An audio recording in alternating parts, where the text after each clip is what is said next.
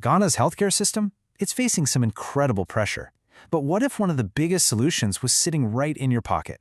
That's what we're diving into today, a potential digital lifeline for healthcare in Ghana. Okay, just picture this for a second. You're pregnant, you need urgent medical care in Accra, and you're turned away from one hospital, then another, and then another, all because there's no room. This isn't some made-up scenario. As this quote makes painfully clear, it's a terrifying reality for far too many people. And look, this isn't just one or two stories. The scale of this is, well, it's huge. Just in the last quarter, a whopping 37% of patients had their care delayed for this exact reason. They couldn't find a hospital with an open bed. Think about that. That's almost 4 out of every 10 people just left waiting in moments when every single second is critical. So stories like that are really just the tip of the iceberg. They're symptoms of a much bigger problem. Let's take a closer look at the incredible strain on Ghana's whole healthcare system. Take the heartbreaking story of Mr. Nelson. He had end-stage renal disease and was in severe distress. The hospital he was at, they just couldn't give him the urgent dialysis he needed, so they started searching, frantically calling around, trying to find another facility with a bed. But the delays, they were just too long. And tragically, he passed away while they were still looking. And this really gets to the heart of why this is happening. The numbers are just stark. Ghana has only 1.9 ICU beds for every 100,000 people. Just look at that gap on the chart compared to what's recommended. We're not talking about a small deficit here. This is a full-blown capacity crisis. Okay, so you've got this tiny number of beds, but what about the ones that do exist? Well, they're almost always full. Occupancy rates are pretty much stuck between 80 and 100%. That means there is basically zero breathing room in the system. None. This whole situation has actually been given a name: no bed syndrome. And it's really important to understand that this isn't just a simple numbers game. It's also a geography problem. Most of those few resources we just talked about, they're packed into the capital city, Accra. What that does is create these massive, dangerous gaps in care across the country, leaving huge regions with next to no critical care at all. But here's the thing. You might think this is all about a lack of beds and doctors, right? A resource problem. And it is, but that's not the whole story. At its very core, this is an information problem. Right now, the entire system is basically flying blind. Think about what happens when you don't have good real-time data. It's a domino effect, right? You get some hospitals overflowing, while others, maybe just a few miles away, have empty beds. Ambulances are driving around in circles, not knowing where to take a patient. Resources get sent to the wrong places. Staff get completely burned out, and the ultimate result? Patient care suffers. Badly.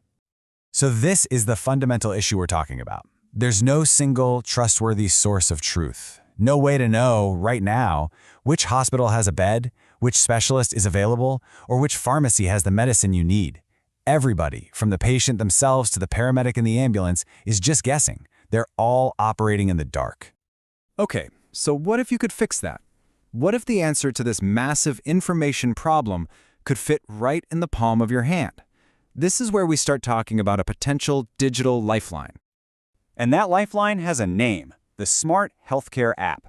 The whole idea is to use an AI-powered platform to bridge that critical information gap we've been talking about.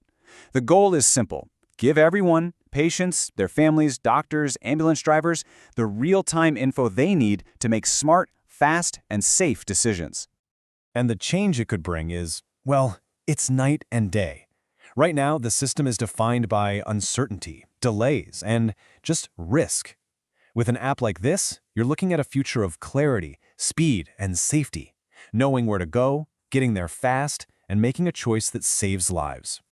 So how would this actually work for you, the user? Well, the idea is to make it super simple. You could pull out your phone and instantly see a map of hospitals with available beds. You could book a doctor's appointment right then and there. All your medical records stored securely in one place. You'd even get reminders for prescriptions or checkups. It's all about putting the power and the information back in your hands. Now, this is really important. This isn't some off-the-shelf app that's just been dropped into a new country. It's been designed from the ground up for the realities in Ghana. Got a spotty internet connection? No problem. It has offline features. Don't even have a smartphone? It can still work using basic text messages. The whole point is to make it accessible to absolutely everyone, no matter where they are.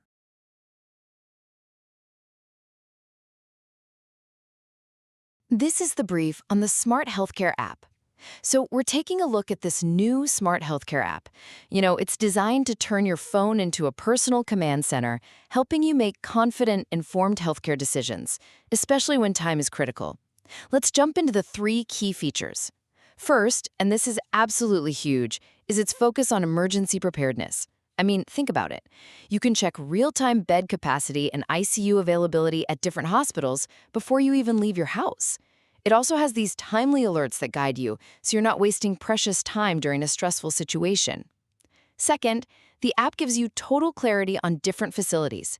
You can use the hospital and map tabs to instantly find and compare what's nearby. And I mean, a full breakdown. You get contact details, total bed counts, and even a complete list of specialists on site. And finally, it makes your daily health management so much simpler. We're talking about booking doctor's appointments in just a few seconds, or setting up prescription reminders so you never miss one. Plus, the navigation is super intuitive, and there's a smart search engine to get you the info you need right away. It's all designed to make navigating your health options fast, empowering, and always just one tap away. Okay, so the idea sounds great, right? But an idea is just an idea. How do you actually bring something like this to life? Let's get into the nitty-gritty of the plan to make this thing a reality. The team behind this is being really smart about the rollout. It's all based on data. They're starting with a 3-month pilot, and the goal isn't just to get a bunch of downloads. It's about proving that it actually works. They've set clear targets, slash wait times by 30%, make sure the app is stable and doesn't crash, and this is the big one, make sure people actually find it useful. And the potential here, it's just massive. They're starting in the greater Accra region, where the healthcare market is projected to hit $2.5 billion. But that huge number isn't just about business. It represents the sheer scale of human activity, of lives and care, that this single tool could help make so much more efficient and so much more humane. So, what's next on the to-do list? The roadmap is pretty straightforward. First, they need to finish building and testing the app. Second, and this is absolutely critical, they have to build strong partnerships with hospitals. Without that real-time data from them, none of this works. And third, they need to get out into the community, show people how to use it, and make sure everyone understands how this can make their lives better. All right, so let's zoom out for a second. We've looked at a really tough problem and a very clever potential solution. But what does this all mean for the future of healthcare in Ghana? Look, nobody is saying this is going to be easy. The road ahead has plenty of challenges. You have to get tons of people to actually use the app, and you have to get it to work perfectly with all the different hospital systems. But the payoff could be huge. Imagine expanding this beyond Accra to the rest of the country, or adding new features like virtual doctor visits. The possibilities are really exciting. So, it really all boils down to this one question, doesn't it? The problem, the no-bed syndrome, is physical. It's about buildings and equipment. But the proposed solution is digital. It's about information. So can a piece of software, can one single app, truly fix a problem that's so deeply rooted in the physical world? Can it really revolutionize a nation's healthcare? I guess that's the big question we're left with.